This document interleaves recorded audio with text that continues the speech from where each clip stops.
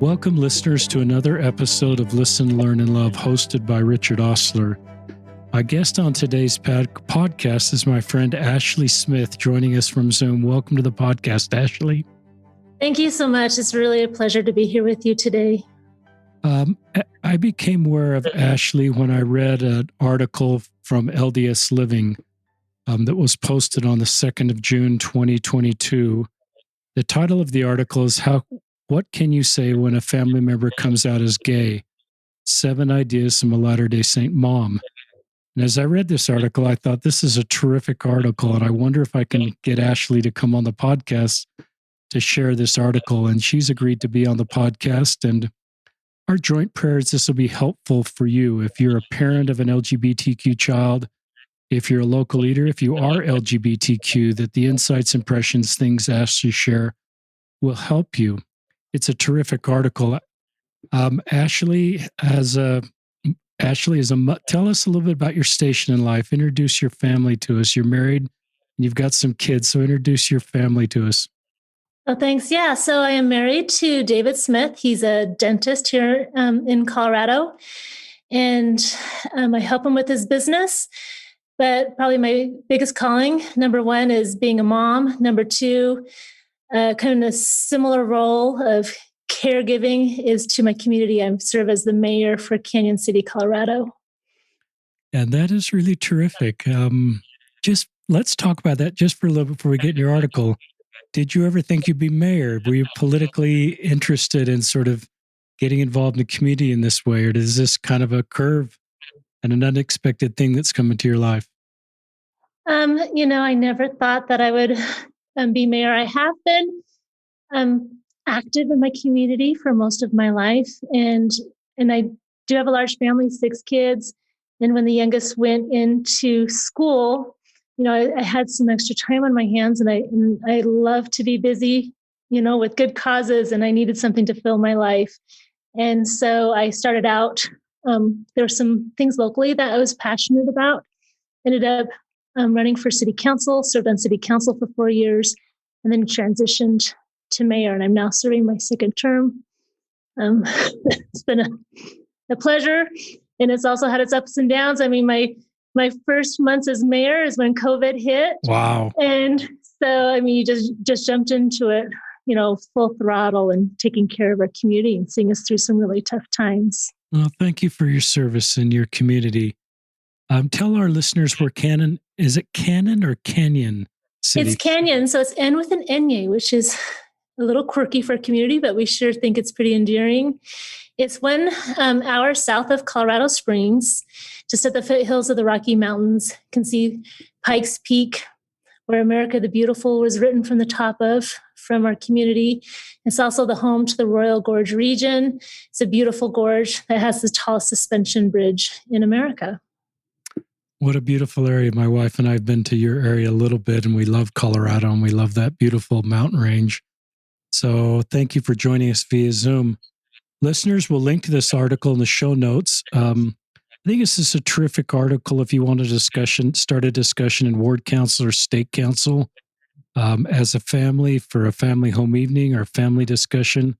Just a terrific article under the umbrella of how we can better support LGBTQ Latter-day Saints. So with that, maybe you can I'll let you just kind of run with this, Ashley. You could there's 7 ideas that I thought were all really terrific. You can just start to go through these ideas. You can give us more of a backstory on your son coming out, or maybe that'll just come into these 7 ideas. Well, I will start a little bit with my son coming out. And running for mayor was probably a part of that story. As I was campaigning, I was meeting with a lot of community leaders, just sitting down, having conversations, learning about things that were important to them. I was really surprised because this is a rural community, tends to be more conservative. And there was quite a number of openly LGBTQ community leaders that were amazing people. And I was feeling a little bit of conflict inside. Like, here I am, sharing a meal, having these conversations, and these people are amazing. But I'm told this is bad. My culture is telling me that this is bad. Am I betraying something here? And just going through that process of realizing that I'm just relating to people on a human to human level and respecting them for who they are and the amazing things that they do. And that doesn't compromise religion at all. Christ wants me to love everybody and see their value. And that was huge. And probably during that time too, I was raising my son, Kyle. He's 16 years old, and the thrills of teenagerhood. And shortly after, I was elected. And shortly after that, my husband was released as bishop. And he was released as bishop because the stake president felt like, my calling, our family's calling was me serving as a public servant and just kind of being there in the community, in the eye of the community. And so that gave my husband an ability to help support me and my family, which he's been totally awesome. And so probably a combination between the two of those things, Kyle came out as gay. And that was a pretty big deal for our family. Definitely came from a very conservative family, pretty heavily steeped in church culture. And so there's a really big learning process for us.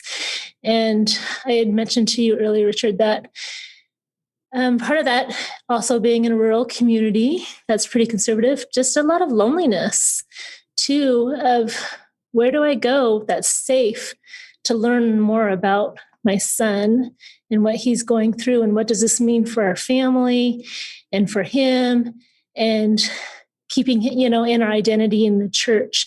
And finding a podcast like yours was really helpful in me being able to hear other people's stories, get into other people's minds and experiences, and gave me the words I needed and the conversation pieces that I needed to have really open conversations with Kyle. And we had this information private between our family as we processed through all of this. And he kind of came to the point where he needed to be open about it. He needed to be himself. And it wasn't a rebellious thing or a trendy thing. It's just that he knew since he was 11 years old that something was different about him and had been going through this and had been hurt a lot by our family and in church settings. And he just couldn't take that hurt anymore. And it was time to be him. And I'm so grateful he did. And it has totally changed our lives. During that time when he did come out, we experienced, unfortunately, some really harsh things from people that were really close to us. Some people were amazing, and they were just like, Kyle's news doesn't change anything. We still love him exactly the same as we did before. A lot of people was still really uncomfortable conversations, definitely awkward, just didn't talk about it like it didn't exist.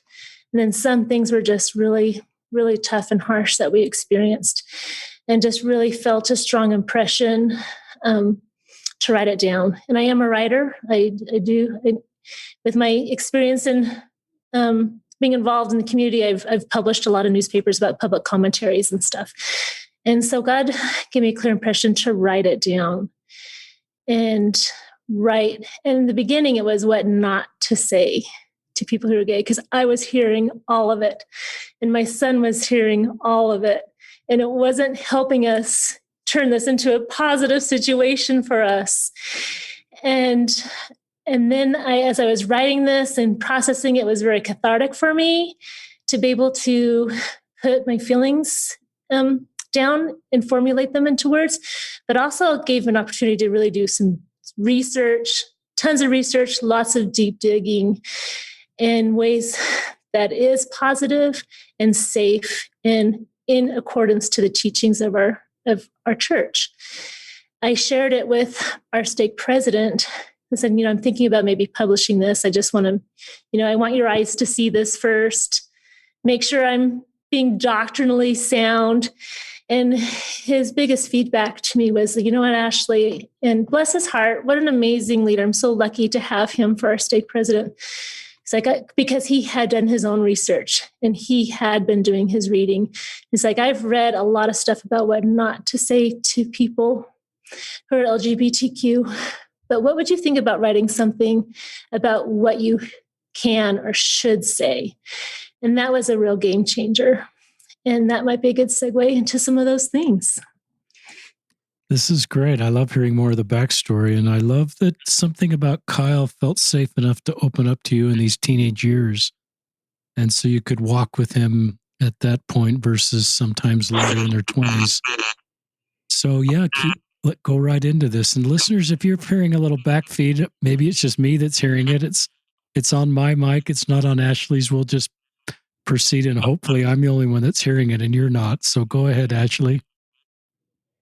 So one of the first things that we had on there was to ask to have them share their story with you. We had a lot of people say, Kyle, you can get through this. You can get past this. And for him,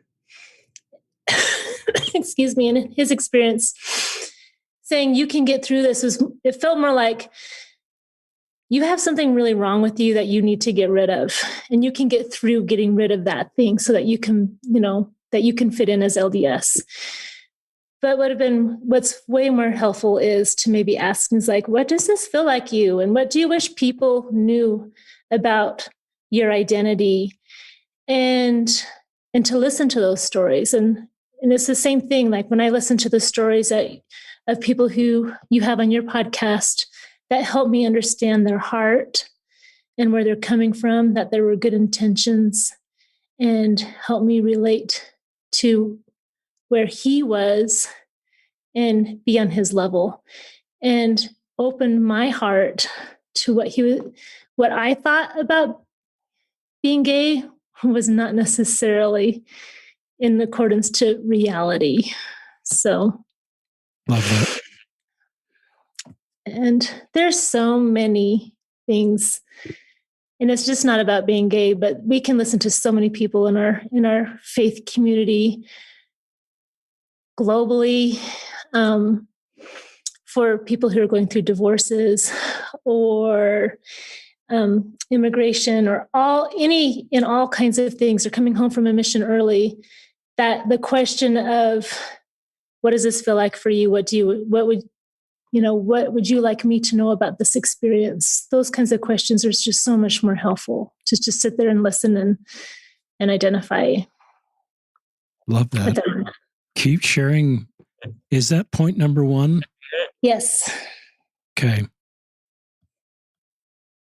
I love your point, Ashley, that this is not like something to get over. I think like we sometimes put this in the bucket of other things that are short-term experiences, something to overcome or solve, or sometimes we compare it to an addiction. And I think an addiction is something we try and it leads to a bad outcome. But Kyle having same-sex attraction or being gay isn't something he tried to become this way, and it doesn't necessarily lead to a bad outcome. So that's something I've learned, that sometimes as I've gotten more education, I realize, just like you're saying, that it isn't something to get through or something. It's in a different category of stuff. It's who he is.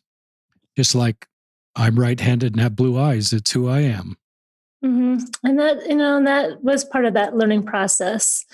Some of my adult kids got texts, tell your brother to stop it, stop being gay, and it doesn't work like that.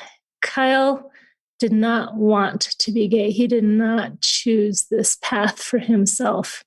And as much as he did not want it to be that way, that's what it is for him. And I know everybody has a different story, but this is how it was for Kyle and for so many others. That's a good one. Keep sharing. What's number 2? The number 2 is you are an amazing person. And we had Kyle and I talked a lot about this, because when he, came out, it was just almost like all consuming. I'm gay. What does this mean? And for me too, it was like, my son is gay. What do we do? What does this mean? It was sort of going through this dance of, what does this mean? And just coming to that realization that being Kyle, identifying as gay, that's just one part of his complexity as a human being. And there are so many parts of who we are And being gay is just one of those things. We tend to just really hyper focus on the erotic or the romantic part of it. And so we got a lot of that, like, hey, as long as Kyle doesn't act on it, it's not a sin. And I'm like, he's 16-year-old kid. He's not in a relationship with anybody. He's not acting on anything. He's just a kid being a teenager. He started, for soccer, he was a freshman and he started on the soccer team. And by the time he graduated, he's selected to be on like the state league, and he was elected head boy his senior year, which is like class president. He helped start a kindness campaign. He graduated with a 4.0 GPA. He was really into photography. He's been featured by a lot of influencers on social media. I mean, he just does all these awesome, cool things. And there's just one part of him that he also just so happens to be gay too. And so he's this big package of a person. And I think it's good to recognize that whole package and not just hyper focus on that one thing of potential romantic relationships. That's really thoughtful. And I love where you talked about what, all the things that he has done in high school and what he'll continue to do in his life. Sort of navigating the complexity of his sexuality and how that fits in. And it's really remarkable. He's a 4.0 student, what he did in soccer, this gift of photography. I love the idea of a kindness campaign. This is a remarkable young man who's accomplishing much. And I love that that's a key point of the article, is just this is a terrific young man. And this is just one part of who he is. And I love the way you put it in perspective. I'm going to circle back to, if it's okay, to point number 1 a little bit, because there was some stuff in the article that you wrote, and maybe you can talk about this. Will you teach, in case listeners aren't aware, what does the church teach about Kyle's, is it teach it'll go away? There's a formula for Kyle to become ungay. What does the church teach about sexual orientation and that potentially changing? So I really tried on this article to just exclusively quote from the Church of Jesus Christ website, because that's something that I know is fully endorsed by our church leaders, and and that's the word that's out there right now. And so on that website, which, by the way, in my personal experiences, if anyone who is wondering, what the position of the church is, or what is, where we are at with this issue, is to spend some time on the church's website. And in some of our experiences, with some of our church leaders and the interactions in conversations I had with them, just feeling like, if you could at least just read the church's website on this would be really helpful to our conversation. And I'll quote from it as far as, if you can choose this or not choose it or get rid of it. And the website answers the question, if I'm faithful enough, will my same-sex attraction go away? And the response says, the intensity of same-sex attraction is not a measure of your faithfulness. Many people pray for years and do all they can to be obedient in an effort to reduce same-sex attraction, yet find they are still attracted to the same sex. A change in attraction should not be expected or demanded as an outcome by parents or leaders. And for me, listeners, that is in my lifetime, that's a significant statement. Because instead of putting all the responsibility back on the person experiencing same-sex attraction, you did something and you can kind of undo this and it's on you. To me, it shifts the whole focus onto the rest of the body of Christ and families to create belonging, support, understanding, stories like you shared earlier. And so that to me is a big difference, is just where the church is on this topic. And you're right, I didn't know this when I was called to be in my YSA assignment. I preached the responsibility for a couple of gay men. And I think that's one of the beauties of your article, is it helps us understand what the church is teaching that perhaps we weren't as clear about earlier. Any more thoughts about that statement?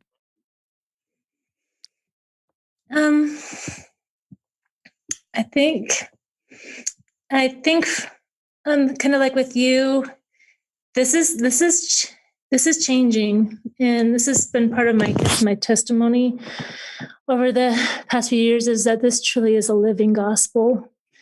And what we knew and understood about a lot of different things has changed and progressed, in that the living gospel can recognize that and improve our ability to love human beings and to be better caretakers of God's children.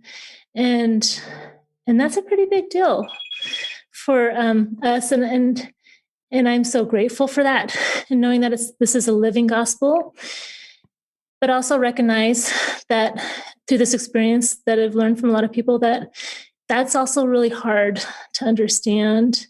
Maybe some grace that need to adhere to what maybe prophets had said in the 50s or the 60s, and that they were true prophets in their time, and that was what they knew best at that time. But we're learning and we're growing, and what's on the church's website today is trumps what was said before, and that's doctrine. And I agree with what you say. When we know better, we do better, and it's a living, ongoing restoration. And I liken it sometimes to a book chapter. We're just making progress in this space. We're writing new chapters, and we're continuing to understand. One of the things in this first thing, you quoted some things which I thought were good, that were difficult and not helpful for you. And I think it's okay. I like that this is part of your article. I'll read one here. One friend said, "I feel I should bear my testimony to you. The proclamation of the family is true." Kind of elaborate on that and how you felt about that. I guess my knee-jerk reaction was, I believe it's true too. I'm still there. I believe in eternal marriage between a man and a woman, and that I'm a believer. And just, it was interesting, just that the fact that I had a gay child, it felt threatening. It felt threatening to people that were around me, like that I was going to challenge the beliefs, or things like, "Oh no, are we going to lose you too, Ashley? Are you going to leave the church too now?" And among a myriad of other things. And yeah, it was tough.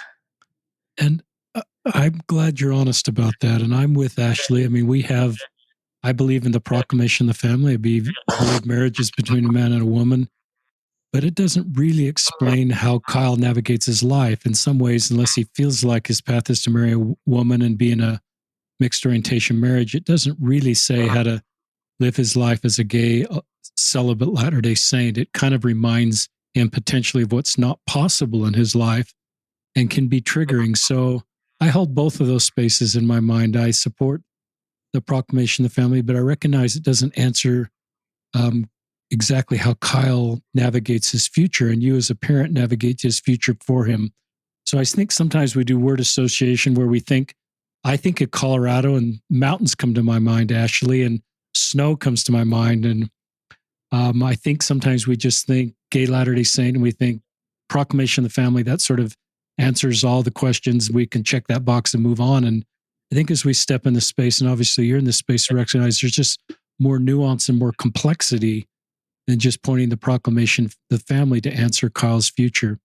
Are you okay with that, or do you want to add or subtract anything I said?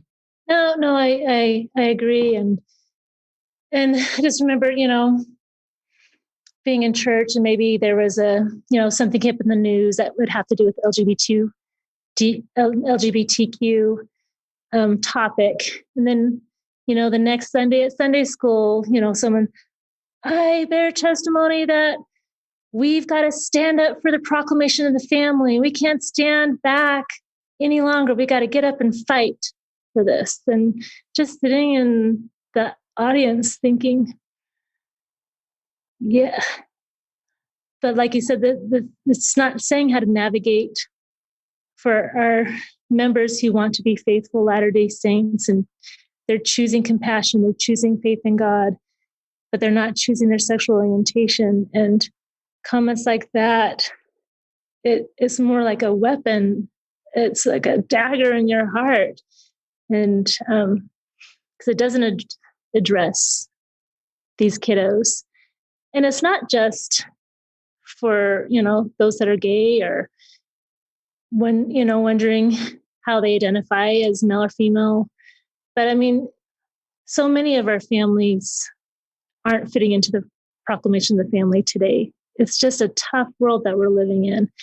And very few of us have the ability to live up to this proclamation to its fullest. But it's definitely an ideal that we love and hope and are striving for. But there's a lot of tenderness that needs to be walked through with it. I love that word tenderness, Ashley. And I love the reality that that not everybody can fit that norm or that ideal or that possibility. And I'm sensing our leaders are talking more about the majority of the members of the church are not married. We've had a couple of conference talks mention that fact. And so I think we just build more understanding and more support and more belonging and recognize that people have different roads they're walking within their lives. Listeners, I won't take time to read this, but Ashley in the article talks about some difficult things like decades-old books that were doorbell ditched with underlined sections about different topics, that this is why Kyle's experiencing this. And I think I'm sensing that was kind of painful, but I think acknowledging in this article the things that are painful creates a discussion on what we can do better and what not to do. And when we know better, we do better. So I'm glad that you mentioned some things that weren't helpful. I wish I'd read your article, 5 or 8 years ago, because I probably would have done some of these same things. So thank you for that. I know I did some bad things too. I definitely had a lot of learning too. And those people that, the dear people that did some of those things, they really thought that they were being helpful. And I will say that the most helpful is when people ask honest questions instead of just trying to say, here you go, here's something, to help get over pornography and masturbation. And it's too bad Kyle's not worthy to bless the sacrament anymore. Yeah. Well, Kyle, pornography and masturbation have nothing to do with Kyle being gay. Being gay does not mean he's not worthy to take the sacrament. And it's just, and to challenge that was very upsetting for them. They thought, well, I understand this is what it is. But on the other spectrum, when people say, well, help me understand this, those were the conversations where we were really able to talk through it and have give and take and dialogue. And so appreciated those conversations because it helped me understand things better too. And have stronger relationships when we could have those conversations and not just have it just kind of shoved down your throat.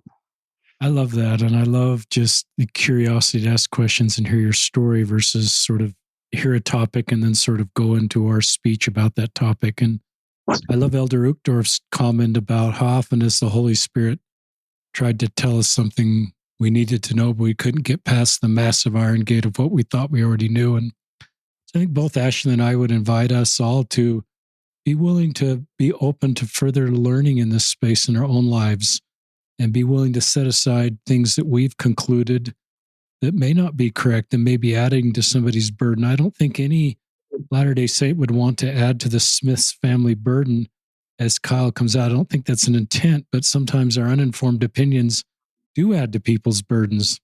And so we just need to do better. So thank you. Pornography to me is, and I've talked about in this book, is a window into someone's sexual orientation versus something that changes. someone's sexual orientation. So I think that's kind of back. We want to put everything back into a box and explain it away with our different hypotheses. But this is just how Kyle came. And that's the reality of this space for LGBTQ Latter-day Saints. Point number 3 is titled, "This Must Be Very Difficult." Yes. And it was very difficult. Like, as I mentioned before, it was kind of a lonely journey. A lot of my ability to learn and grow was through podcasts, through reading books, and researching. And it was a real breakthrough for me when I was able to connect to a university that was doing a study on LDS microaggressions on gay topics, and did an interview with one of the students. So they interviewed myself and they interviewed Kyle independently. And it was the first opportunity that, besides being able to go on walks with a friend and just really talk through things in a safe place to just talk, it was the first time I was really able just to really lay it out on what we had experienced, some of those microaggressions that, we had mentioned before, having people, say, your child needs to change. He needs to stop choosing this. He's going to live a miserable life and it's going to be horrible for him for the rest of eternity. And just talk through all those things. And the interviewer, she just simply said, "That must have been really difficult." And it was just like this major, just 2 years of anxiety and just hurt, just washed off my shoulders. Like, somebody understood that this was hard and that we're going through a lot as a family. And it was beautiful. And it was incredibly healing just to have that validation of what we were going through as a family. Well, that's just a golden nugget, Ashley. I think of golden nuggets, listeners. We all are capable of doing what that researcher interviewer did. That must have been really difficult. And it's really simple. And that came out of after listening and having the skills as an interviewer to listen and ask open-ended questions. But that's something we all can do as friends, as local leaders, as family members, is being willing to listen and not shift the conversation to our story or the family relative we know that's LGBTQ and kind of pivot, but to stay focused on Ashley and continue to ask follow-up questions. And that creates a feeling for someone like Ashley that you're really with me. You're like, we're not going to pivot on me. You're not going to minimize your experience. You're going to continue to ask open-ended questions, maybe even take notes as you're listening to my story, and just keep the conversation focused on how you're feeling. And in that process, then when you say that must have been really difficult, it's not just in the first 1 minute of the conversation that seems sort of trite. It comes at a point in the conversation where you feel heard. And so that kind of a comment feels incredibly validating. I love that. And I, I just want to say this, and then we've talked a lot about maybe some of the microaggressions that we experienced, but I mean, part of that process too was, my dreams and ambitions for this child. They're different than what I was expecting, and so there's a little bit of a mourning process of going through that and changing those expectations. Like, Kyle is no longer active in the church. It's for him. There's definitely some PTSD and some trauma associated with it. And so he's not going to be going on a mission, and just that hope that he will still recognize the light of Christ in him and the power of God in his life that's where I am with him now.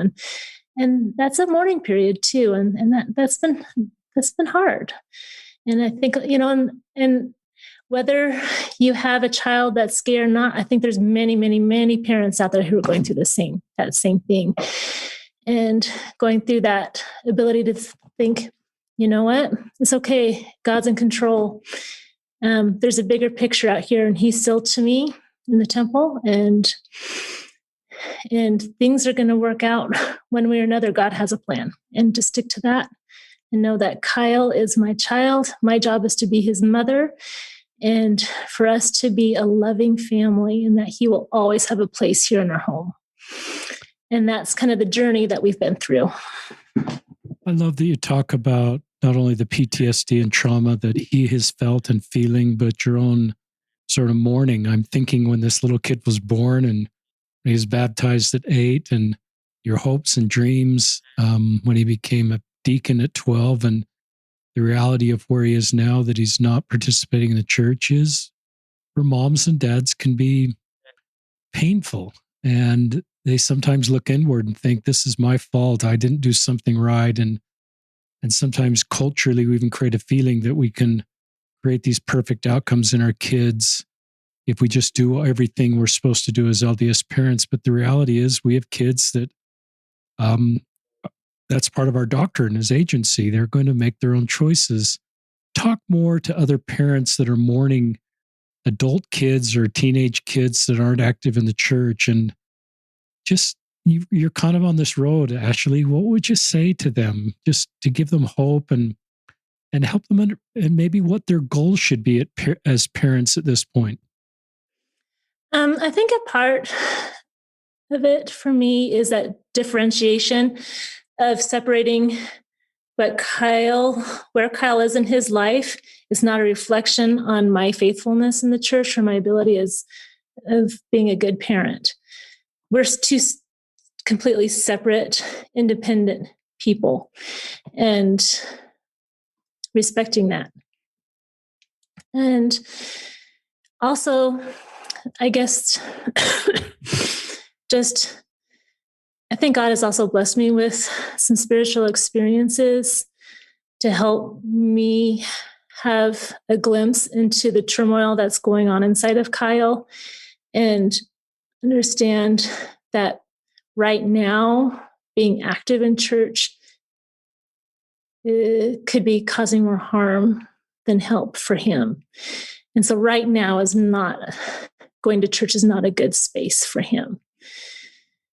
He feels the majesty of life, and I hope still the majesty of God's glory in being in nature. And right now he's in Skagway, Alaska as a tour guide, and he is on backpacking trips, and he is seeing some of God's greatest glories and creations. And so I celebrate the opportunity that God is having to speak to him on his level, that for Kyle, that he'll be able to hear those things from him. Kyle has ambitions to travel the world and to see the world. And his patriarchal blessing talks about traveling the world. And so when he talks about wanting to go travel and be a part of a global community, I think in my heart, that's God speaking to you. And that's still part of your mission here on earth. And his ability to feel God's love and his chances of coming back to church are best when we love him fully and he is accepted in our home, and that he's loved unconditionally here, because that's the best case scenario for him to be able to come back. And so that's my personal journey. I don't know if that is helpful for others, but that's kind of where we've landed.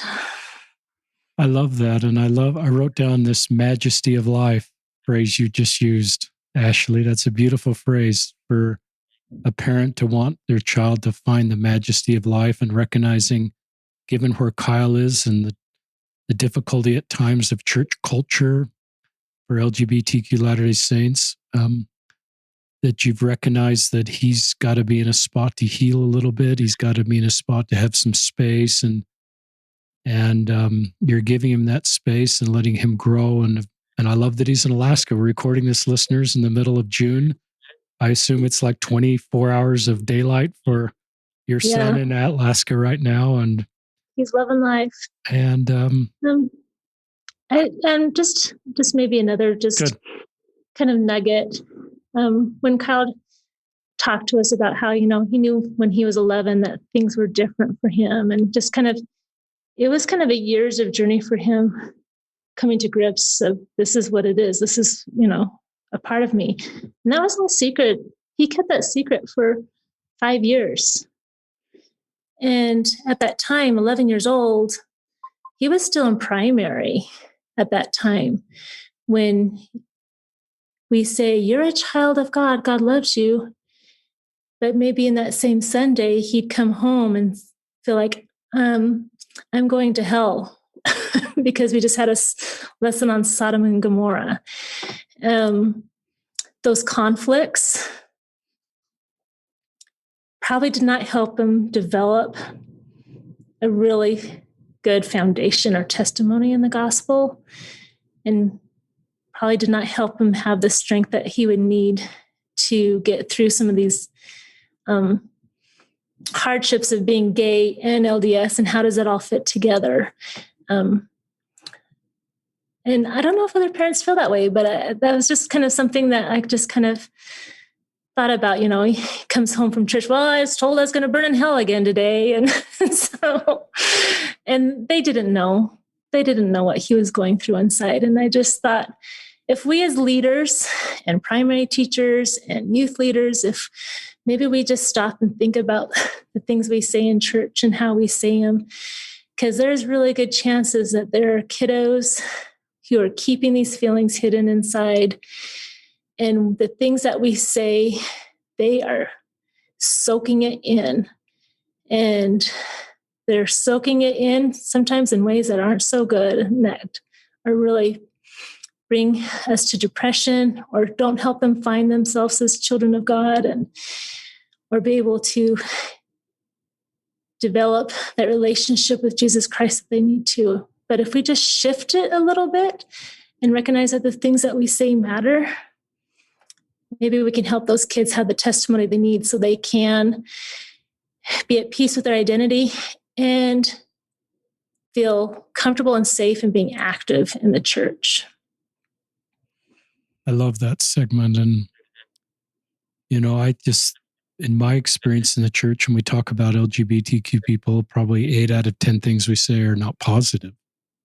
That would be my anecdotal number. And I think most Latter-day Saints, back to word association, if I say LGBTQ, they think of a different group of people on a different road that kind of pose a threat to our church or family. But I think if we can shift and everybody just think of Kyle Smith or that 11-year-old primary kiddo, I like your term kiddo, and just think, okay, there are kiddos in young men's, young women's primary that are realizing this is who they are, and they need to be flooded with messages. And you can use, just like in your article, church leader quotes if you want to do this. You don't have to make stuff up. There are good church leader quotes, and you can use those in young men's, young women's. When you teach a lesson, the proclamation to family, you can also talk about and use that as a chance to talk about LGBTQ Latter-day Saints and the reality of their lives and how should we treat those people. So there's lots of lessons, even the lesson on Sodom and Gomorrah, instead of just using that the way maybe it's traditionally used. You can take the facts about Sodom and Gomorrah, what we know, and maybe not speculate on what we don't know, but just pivot in a way. And I've seen leaders do this as a way to open the discussion about LGBTQ Latter-day Saints and just some of those things. Because I think, we need to look at it the way you're looking at it, so that, the Kyles that are attending congregation right now are being flooded with really good messages about them, because it helps them to feel better about themselves. So that was a really good practical segment. And I think that's a great discussion in ward council and presidency meeting of young women's is, okay, let's go on the assumption there are closeted LGBTQ people. What should we be saying so that they know that I'm a safe person, or this is a safe, even if they're not prepared to come out, the messages they're hearing just can help them feel better about themselves, so that they'll just feel better about. That's a good thing to give somebody, is hope and healing. Anything more on that segment?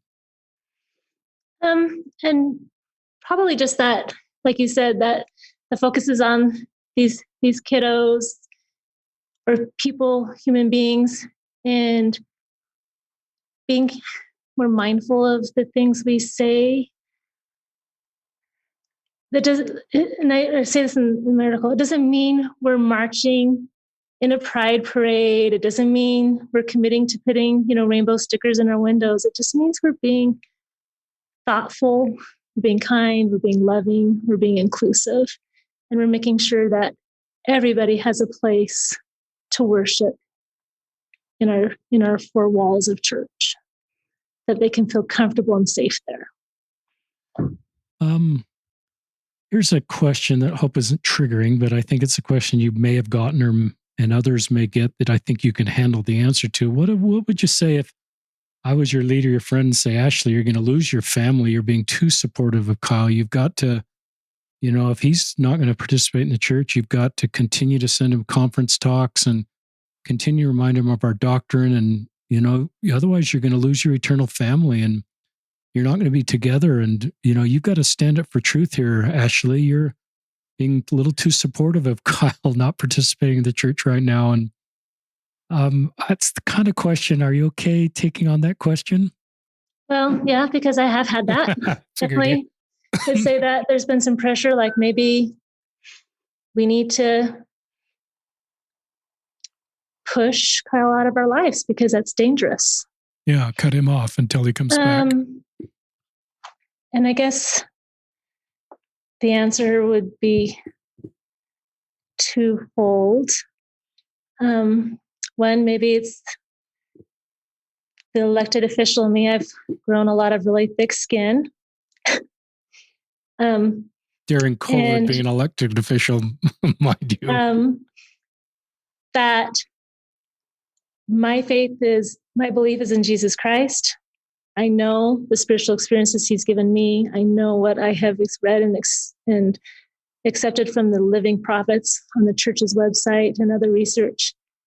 And I know this is right for me and my family, and that's all I need. I don't need the validation from other people. And as much as I say and ask, let us try and understand,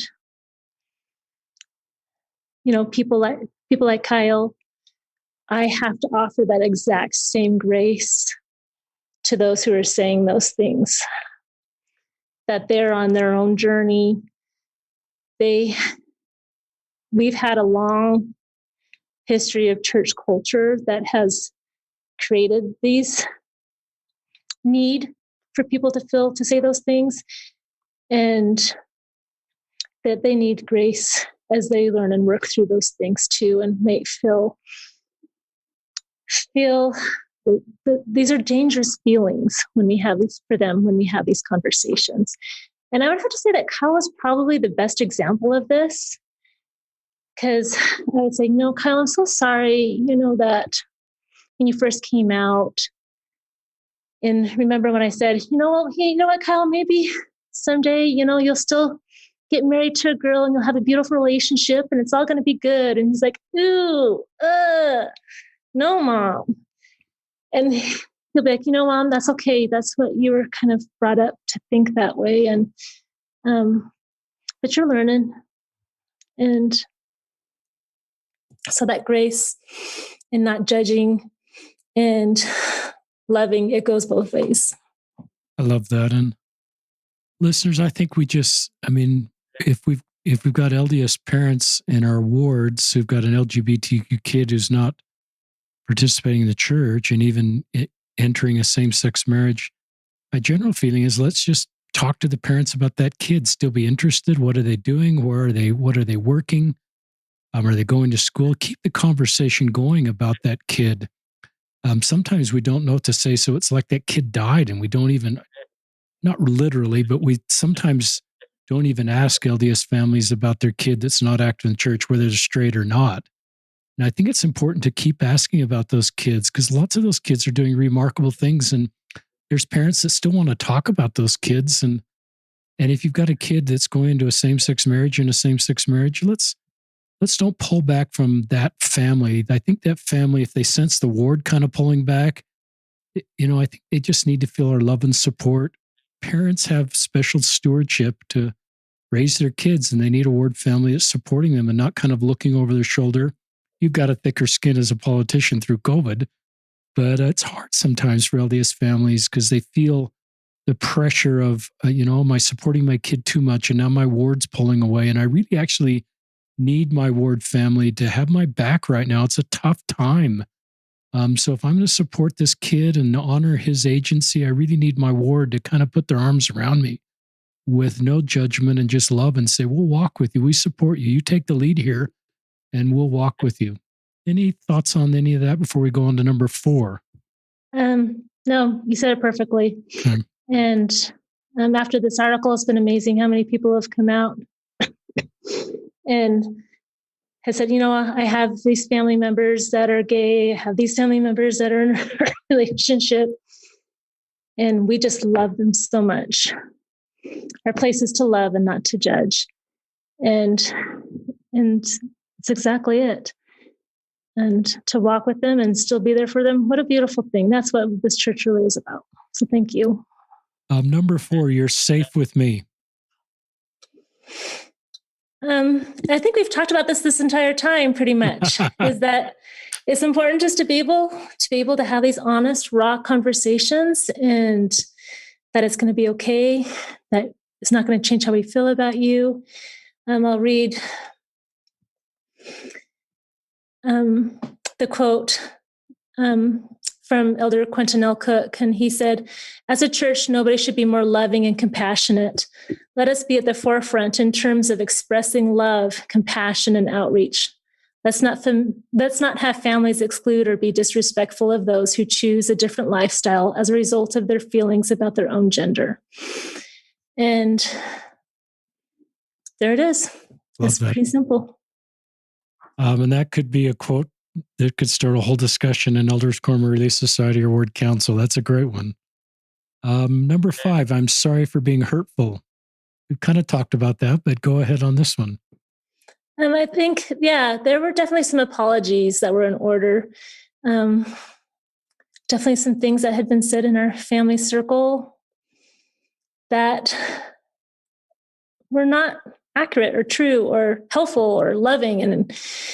And we needed to say sorry to Kyle. And it wasn't just a one and done. It was kind of a process as we went through learning it. And there was some counseling that Kyle needed. Definitely went through some dark places. And it wasn't always pretty. We did definitely have some messy and stressful times, but our effort counted a lot in Kyle's book, and that we were trying. And I appreciate that he was able to forgive, and that we're still able to have a really good relationship and learn and grow. And hearing the stories, like I said earlier, hearing and understanding through other people helped me kind of get into Kyle's shoes a little bit and understand what he's going through and having that empathy. I love that it's not just a one and done, and I love that you want to keep the conversation going. I've heard some stories where a kid will come out and they kind of want to keep talking about it, and sometimes mom or dad don't want to talk about it or know how to talk about it. So I love, and even if there's been difficult things, like you talk about it, you just keep the conversation going and create a feeling that kids can continue to talk to their parents about what they're experiencing, and even if it's uncomfortable for us as parents. But I think we need to do some of the things you've done, is just get educated and learn vocabulary and learn how to talk about this space. Number 6, can you have patience with me? I love that one, Ashley. That one is, for so many of those who've come out, they probably were going through that process for a really long time as they came to terms with their sexual orientation. And just that ask of having patience with us as newbies to this conversation or concepts, that it's taken me a while to get through it too. Like even just this article that I wrote, this was a 2-year process of working through things and understanding and revising and cutting out a lot of cynicism and hurt and rephrasing it into positive ways of what we can do, and that this isn't a funeral when your kid comes out, and that good can come from this, and it's a beautiful thing. And it takes time. It takes time to figure that out, and that's okay. And that comes from both sides. We needed to have patience with Kyle. Kyle needed to have a lot of patience with us.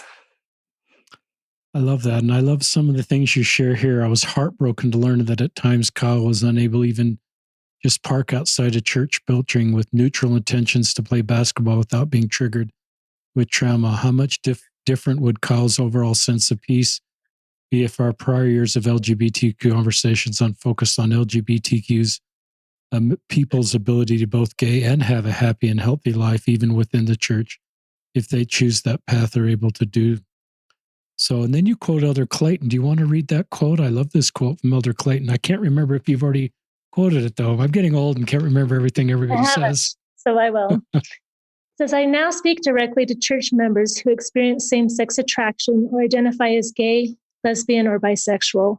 We want you to be part of our congregations. You have great talents and abilities to offer God's kingdom on earth, and we recognize the many valuable contributions you make. If any of you are unclear about where the church stands on these issues, we invite you to please take the time to view the material published at churchofjesuschrist.org. And I have to give another shout out to my stake president. When I had my very first conversation with him, one of the first things he said is, I want you to know that Kyle can be happy. Kyle can live a good, happy, fruitful, wonderful life and be gay at the same time. And we have many members in our stake that identify with same-sex attraction, that are living awesome lives. I can't tell you who they are, but they are. And there's two parts of my feelings from that. Number one, awesome to know that there are people who can live happy, good lives and be active in the church and still have same-sex attraction. That gives me hope. But then that they felt like that couldn't be open for them, that stake president couldn't say who they were, that was still secret for them and for the church membership in our stake, that they were gay and active, and that it wasn't safe to be able to say that also broke my heart. And as part of that realization that we still have some work to do, and how wonderful it would have been for my son to have the ability to see that growing up. That would have been great. Been great. Talk more about your stake president. You obviously are had and having a good experience with your stake president. Any more tips on what he's done? Because there may be bishops or stake presidents listening that say, I want to be like Ashley Smith's stake president. Any more things that he's done or other church leaders that have been helpful? I think just for him that he was hopeful, and that most of it is that he did his homework. What does that mean? And he was familiar with what the church's current teachings are about LGBTQ issues, and he's read books, and he's explored the issue and figured it out, so that when people like me give him a call and say, hey, stake president, I just want you to know that my son's gay, we're figuring things out. He had the answers, and he had the right answers that helped me know that he was a safe person to talk to. He got it, and he had some resources. I love that. And there's a really simple formula there, but it takes a little effort. And I love that he was prepared before Kyle came and you came to him. And I would say if I were a local leader and not prepared, I think it's better to just say, I'm Sister Smith. This is an area I don't know. And I'm not sure I understand the latest stuff the church is teaching. So before I just sort of give you a bunch of advice, because that's my job as a local leader and I'm supposed to have an answer to everything, I'm actually going to not give you any advice right now and do some homework and read what the church is saying and read some books, listen to some podcasts so that I can be fully informed, so that I can bring my mantle with my calling, plus learning the things like your stake president does. So I love that your stake president was there, but I think it's also a formula that if we're not there, to acknowledge we're not there. And you can still be a really good local leader and say, I don't know. Yeah, no, that's really good advice. And I'll say, that I, unfortunately, some of our local leaders do offer some advice that isn't super terrifical when saying, hey, I need you to know my son's gay. I just thought you need, that'd be important for you to know that. And for me, it's just part of it is just when, and my bishop is still my bishop. And just, I love him and recognize that he's doing the best he can. And it's not always going to be perfect advice, but hope that recognize we're on this journey of learning.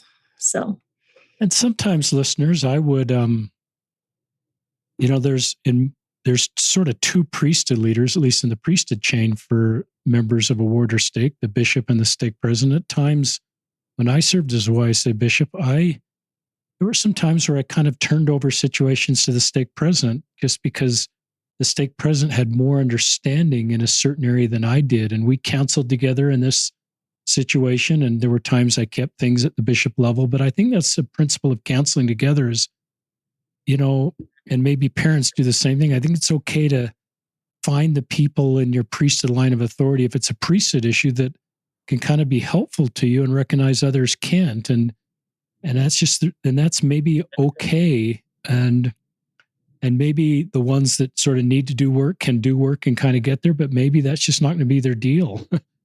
So, two things. So I thought that was a good segment, Ashley. Talk about, I think I read in here when Kyle came out, he went to church, and talk about, I think there's an example of a really good thing that happened at church. Yeah. So Kyle came out. It was the first Sunday after that he came out publicly. And he was not excited about coming to church. We were all he's 16, so he's out at 16. Yeah, like 16, we're all super nervous about what this would mean. Because we already kind of knew how some of our congregation felt about this issue. And we were all on edge. And the second this closing prayer was said in sacrament meeting, his Sunday school teacher made a beeline for Kyle and just gave him the biggest hug. Like, I love you. You are my person, and I'm going to take care of you. And it was beautiful and so appreciated. Like, deep breath, it's going to be okay over here. And to this day, she's going to be my hero. Well, that put tears in my eyes. Just the courage that Kyle had to come out, and your whole family wondering how that's going to play out at church, and to have that Sunday school teacher just make a beeline for your son. I bet you and Kyle and your whole family remember the name of that Sunday school teacher for the rest of your life. Forever. As a mama bear, things like that really matter a lot. So there's a principle there, listeners, that we just, this is when people are vulnerable, and they've had one of my listeners coined the term vulnerability hangover, is when, like, Kyle's out and he maybe came out on social media and then he's coming to church and people know, and it's sort of a vulnerability hangover. Now I've sort of put myself out there. My heart's out of my chest. It's on a platter. It's just what everybody can do to it. I can't protect it anymore. And to have a Sunday school teacher make a beeline for Kyle, to me, that is the gospel of Jesus Christ. It's bear, mourn, and comfort in our most vulnerable, difficult moments and not pull back. I love that. I love also Elder Whitney Clayton's comment, because there's a principle he teaches here that you just read. I speak directly to church members who experience same-sex attraction, identify gay, lesbian, bisexual. And that's probably the thing I'd love to see the change in the most. in the church. It's not a doctrinal change. Is most of the time when we talk about this issue, we don't talk about our own people. We talk it in a legal context as laws we're working with our LGBTQ friends on equality and education. I think that's good. But rarely do we do what Elder Clayton did here, is talk directly to LGBTQ members as members of our own community. And that's one of the things I'd invite listeners to do, is when we hear LGBTQ, think of that 11-year-old primary kid. Think of that 16-year-old kid that's coming out. Think of that person who's going to be closeted their whole life. Like I think you've inferred is happening in your stake, or maybe just out to a few people that are hearing everything, and maybe on Friday and Saturday having anxiety as they're preparing for church, what they might hear. So I think as we reprogram our brains, just like Elder Whitney Clayton did in this statement, that helps us better minister. Now I've lost track of my points here because I thought I was on 6, but now I don't see anymore. So we covered them. I may have gotten the wrong order. Yeah. Talk about if you could press a button and make Kyle straight, would you? Or are you glad you have a gay son? Or do you want to talk about that? About, now that you've been in this space for a while, how you feel about this space? I am super, super grateful that my son is gay. It has changed my life. And as parents, we can't push any buttons and change how our kids are. That's just on so many levels. But it has completely changed my life, and for the better.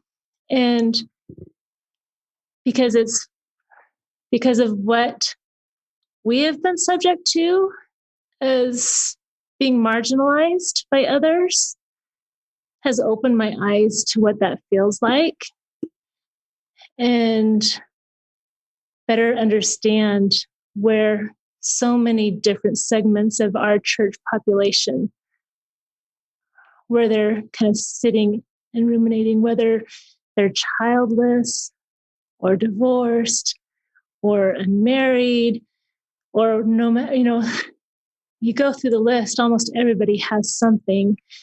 And now I know what that feels like. And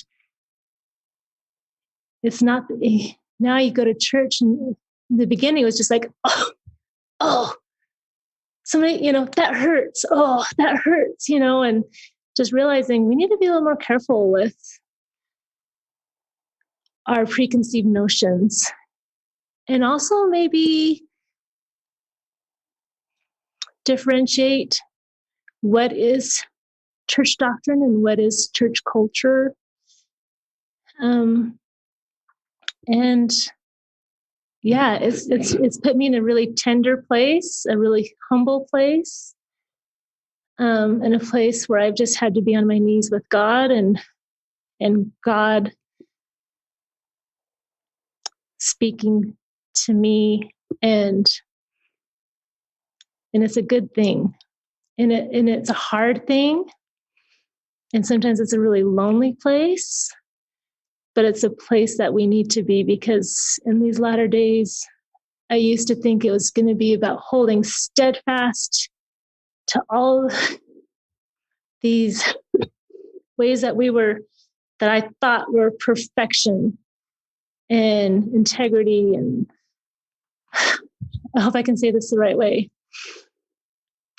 To stand up for truth and righteousness meant this, and this.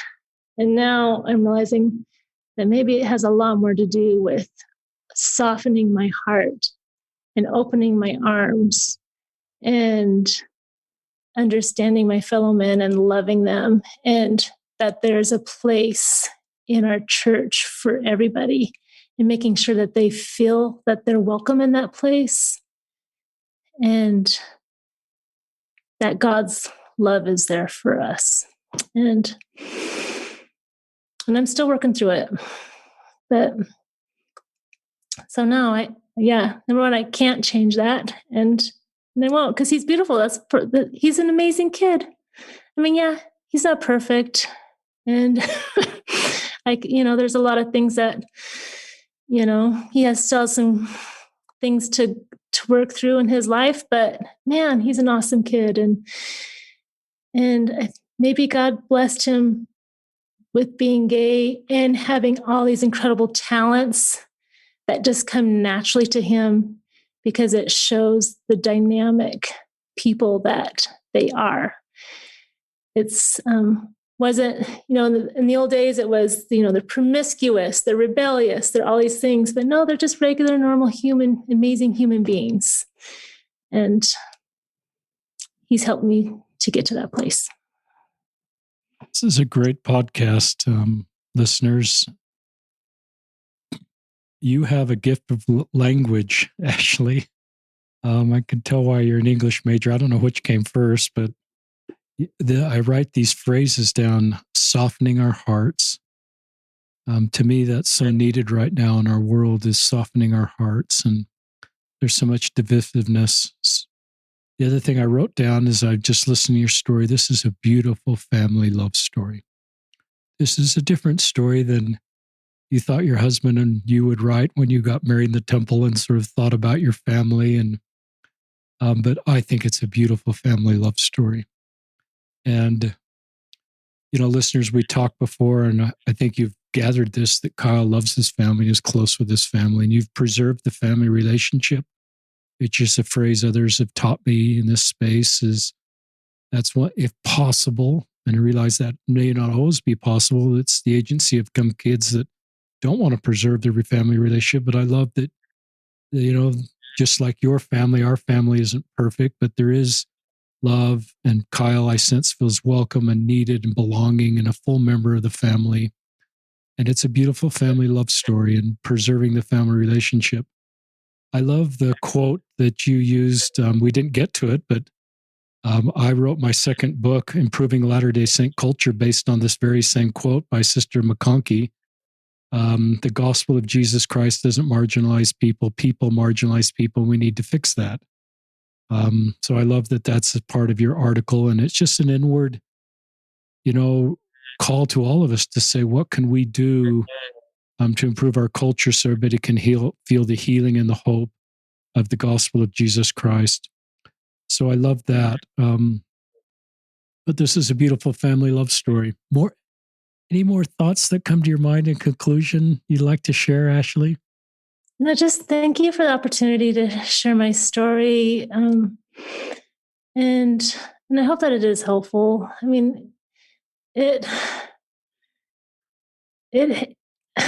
been raw.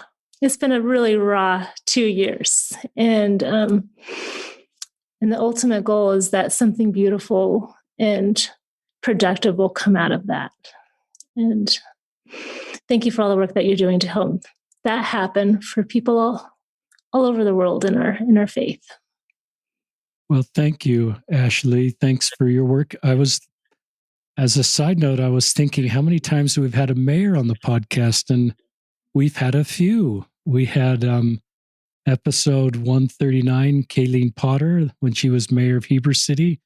She's got a couple of 2 LGBTQ kids. And we had Mayor John Pike when he was serving as mayor of St. George, Utah, and what he was doing to in his community. He wanted to be the mayor of everybody, including LGBTQ members of his community and what they were doing. We had Brett Hales, who at the time was the city councilman, on episode 130. Now is the mayor of my hometown, Murray, Utah. And you're the 4th mayor that's been on the podcast. What do you know? Feel pretty honored. But thanks for your work in our community, and thanks. And this is a raw space, and I think that came out in your article, but I love you using the word raw. So if you're a parent in this space, maybe Ashley gives you feelings that, yeah, she gets this space and it's raw and it's difficult, but there's hope and healing. Kyle, I don't know if you listen to these podcasts. I don't know if I'll ever come your way, but you're a remarkable young man. I don't know you, but you're one of my heroes for navigating this space, for having the courage to come out at 16, for all the things you accomplished in high school. It's a reflection on you and the good man that you are and your family support, your gifts in soccer and photography. And it sounds like you're thriving in Alaska. I saw, this isn't my line, but I saw in a Facebook group that I help manage. We'll link to it. It's Ministering to LGBTQ Latter-day Saints. It's a Facebook group. If you just want to be connected with other active Latter-day Saints that are trying to better minister at the local level, we have a Facebook group. But one of the group members talked about using the words Saturday's Warrior, that great song, Who Are These Children Coming Down? And that person made the point that our LGBTQ are some of Saturday's warriors that are coming at the last day, that are some of Heavenly Father's finest children. And they are helping us to create Zion, but they walk a very complicated road that's full of pain and trauma.